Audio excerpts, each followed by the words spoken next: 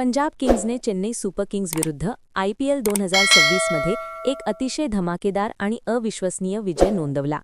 या सामन्यात पंजाब किंग्सने केवळ 11 गेंदांमध्ये सामना जिंकून इतिहास रचला. चेन्नई सुपर किंग्सने प्रथम फलंदाजी करताना 20 ओव्हरमध्ये 5 विकेट गमावून 209 धावा केल्या होत्या. पंजाब किंग्सला 210 धावांचे लक्ष्य होते आणि त्यांनी ते 18.4 ओव्हरमध्ये 5 विकेट गमावून पूर्ण केले.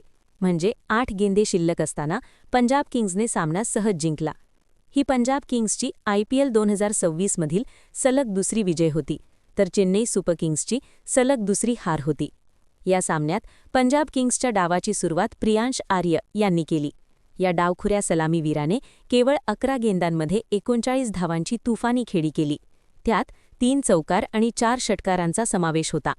पहिल्या 4 ओव्हरमध्ये पंजाब किंग्सने 60 धावा केल्या, ज्यात प्रियांश आर्यने एकट्याने जवळजवळ 40 धावा ठोकल्या.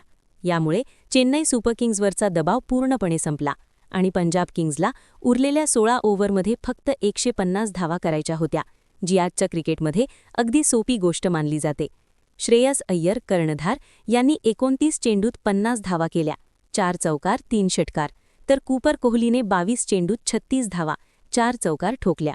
प्रभुसिमरन सिंग आणि शशांक सिंग यांनीही महत्त्वपूर्ण योगदान दिले. या विजयासह पंजाब किंग्सने चेन्नई सुपर किंग्स विरुद्ध IPL इतिहासातील सर्वात यशस्वी चेस 210 धावा केला.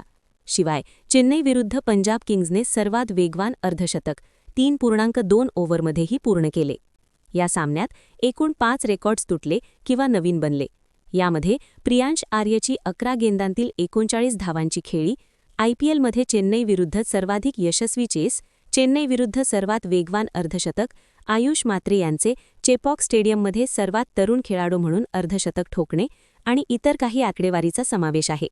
पंजाब किंग्सने या सामन्यात चेन्नई सुपर किंग्सची 5 वेळा चॅम्पियनची चांगलीच पिटाई केली आणि स्वतःला खरा सुपर हिरो सिद्ध केले.